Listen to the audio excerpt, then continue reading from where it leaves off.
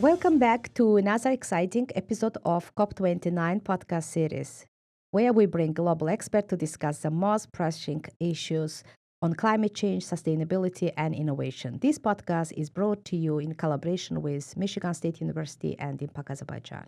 I am your host, Gulnara, in this episode. And today we have a very special guest with us, Patrizia Bussi. Patrizia is not just an expert, but a true leader in the field of social economy and impact driven enterprises. She serves as a vice president of Social Economy Europe and is also the director of the European Network of Social Integration Enterprises, NCE. Her work focuses on leveraging business solutions for social and environmental challenges, making her the perfect guest to talk about today's topic social entrepreneurship and climate innovation. We all know that tackling climate change requires more than just policies and pledges. It needs real, tangible solutions. And that's where social enterprises come in. They combine purpose with profit, drive sustainable solutions, and create impact at grassroots level.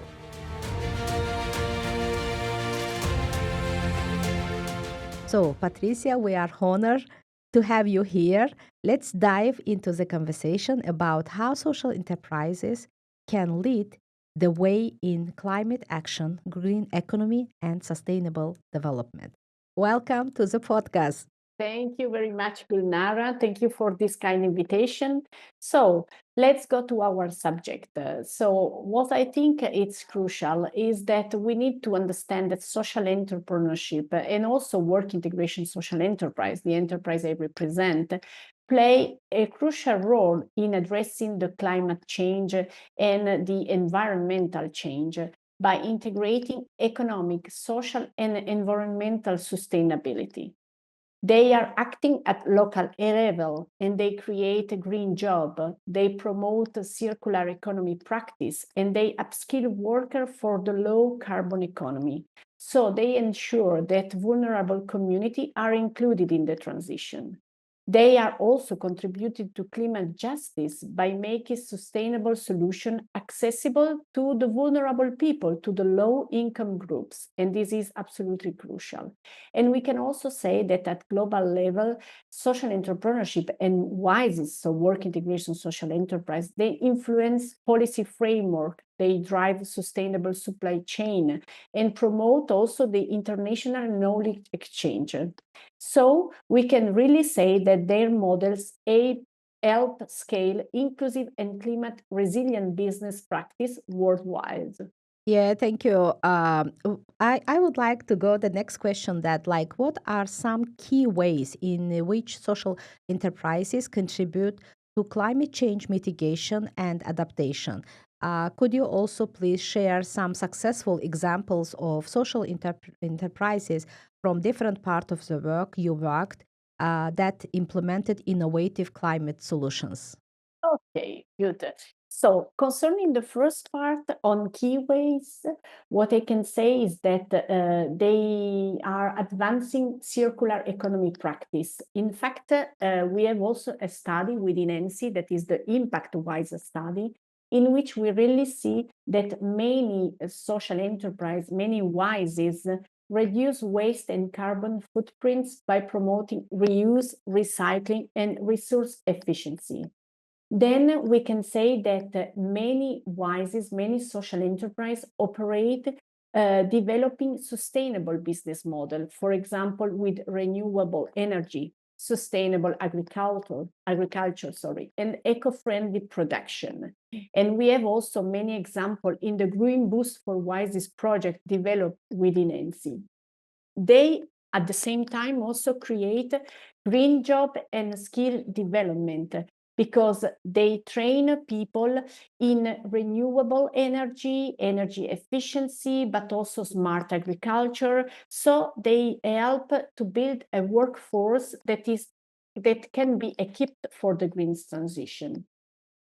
I can add other two or three key ways. For example, they provide local climate solution because they act at the community level and they sometimes put in practice, implement a project they directly address climate challenges as the sustainable water management, the disaster preparedness. So we have some example of this. And then they also ensure climate justice and inclusion. Why? Because they focus on inclusive climate solution, because they go and they try to work ensuring the vulnerable communities, so the ones that are more impacted by the climate change, with benefit from themselves, giving them a job, giving them new skills. So after having said these some key ways, there are other, but I will stop here. I think I can give you some example from Europe, because I'm more expert on the European side, as you know.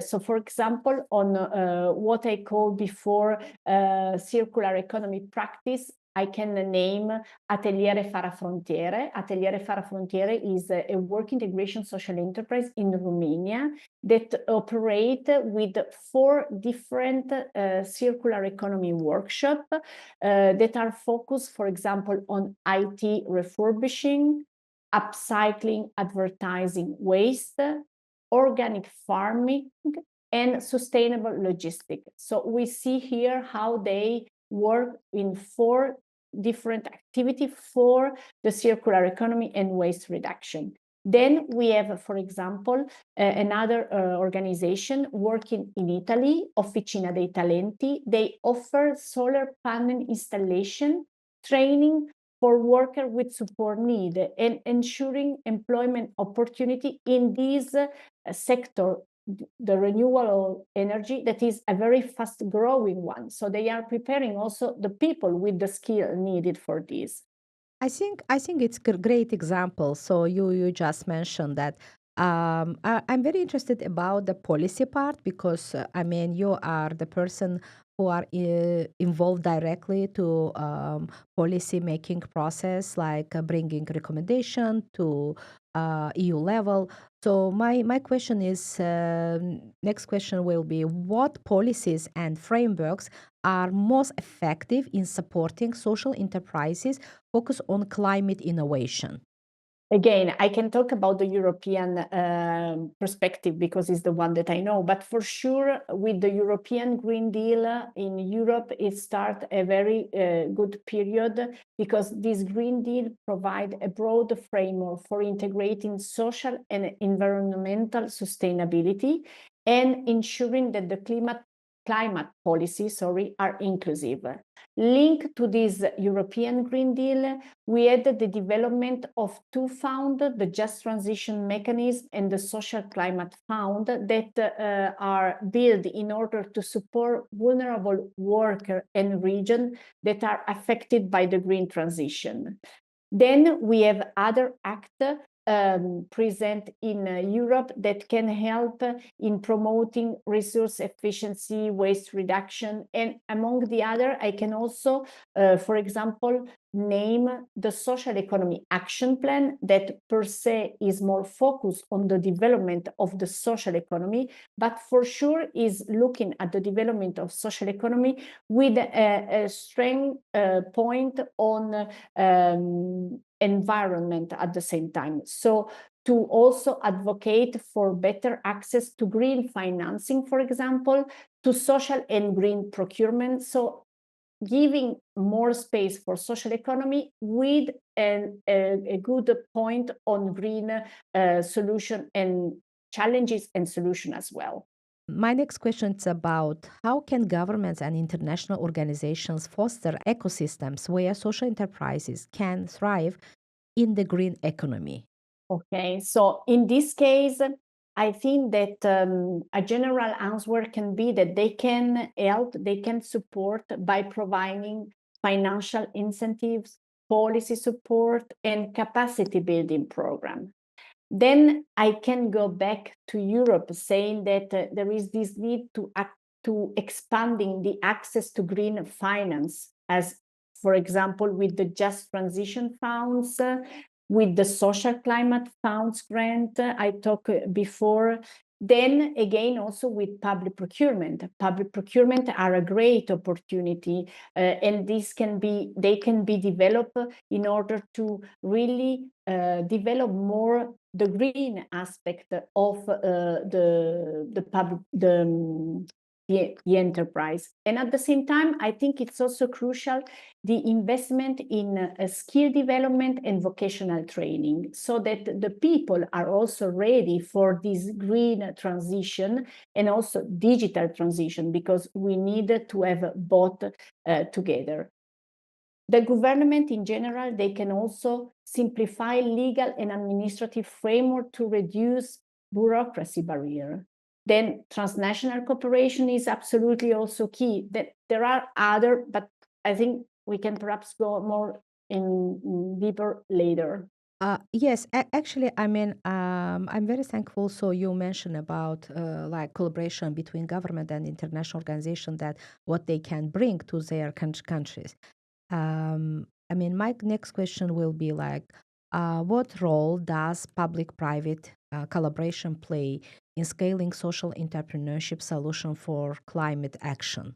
I think it's crucial. I mean, this partnership, this collaboration type, public-private, is really crucial for scaling the social entrepreneurship solution. The private company can co-develop green technologies with the social enterprise. They can integrate a circular economy model. They can use renewable energy, support sustainable agriculture. So this cooperation is absolutely key. And this cooperation should perhaps also be enlarged also to research institution and university like yours, like the one supporting here, because they are also key in order to drive the skill development and the workforce training. Then what I can say more tailored to EU is that we have also some legislative pieces now that can also support this, because we have the EU Corporate Sustainability Reporting Directive and the Environmental, Social and Governance Framework that can really play a big role in fostering this public-private collaboration to scale social entrepreneurship. In fact, these, in particular, the Environmental, Social and Governance Directive mandate large company to report on sustainability impact. So to report on their economic, on their social, on their governance impact. And this can incentivize private sector engagement with the social enterprise, with work integration social enterprise that can thus provide a climate solution, circular economy practice, and social inclusion initiative. What advice would you give to aspiring social entrepreneurs looking to develop climate friendly business models? So the advice. So I think that one can be to align the policy with the funding opportunity. So to have good policies, but at the same time also funding going with these good policies, sorry. Then to absolutely go and see to integrate both a social and environmental goal. So to ensure that there is a balance between the two in order to have also the creation of new green jobs, for example, for the vulnerable people. Then to develop a scalable and innovative business model. So I think that they can use digital tools, they can use market-driven solution to scale impact and to develop a more climate-friendly business model. Again, skill. So invest in green skill development. This is absolutely important because we need people prepared with the good skill for this climate change. Measure and communicate impact. This is absolutely another big and important point, to be able to communicate the impact that social enterprise and work integration social enterprise are already having on the local territory. And this is absolutely key. And then again, policy is always very important. Advocate for policy recognition. So participate in policy discussion, in network, in initiative, in order to be there to change the policies. Yeah, exactly. How can individuals, businesses, and policymakers better support the growth of social enterprises for climate change? Okay, so I will treat them separately, then we will see. So for individual, I think that they can contribute choosing sustainable product and services offered by social enterprise, offered by work integration social enterprise. So they can directly promote ethical consumption. They can advocate for the social enterprise of their community. And then they can also help to communicate, to use social media to raise awareness about these good practices that are in their territories. For the business, I mean, I have already said something before about what can be the advice, but for sure, they can integrate work integration social enterprise in their supply chain. They can give services to the work integration social enterprise. They can, following, for example, in Europe, the ESG directive, support the social enterprise and at the same time respect what they have to respect by law. So they can also, at the same time, this is a possibility, try to give some mentorship to share their knowledge in order to create collaboration that can scale also climate solution. And last but not least, as usual, policymaker, they must improve the wise access to green financing and to financing in general. They can expand the role of public procurement, giving more space for the green and social consideration, tax incentive, simplifying regulatory framework. I mean, I have plenty of idea, but I think we cannot, we need also to stop. So I have the last question for you. If you could leave our listener with one key message about the power of social entrepreneurship in tackling climate change, what would it be? Okay, so I really think and believe that social entrepreneurship and in particular work integration social enterprise, they are not just business. They are really engines of social and environmental transformation. They create a job, they drive a circular economy solution, they empower vulnerable community and vulnerable people. So they really prove that they fight against poverty, first of all, but also climate change. And this is absolutely important. And if we want a just transition, we must invest in this type of enterprise, in this type of entrepreneurship, because a green economy must work for everyone, not only for a few. And green and social and also digital should always go together. Thank you very much, Patricia. It was great insight, great recommendation from your side, and I'm happy we heard today your recommendation to different stakeholders. Thank you very much. Thank you to you. It has been really a pleasure, and I'm really happy that you are doing a so important initiative.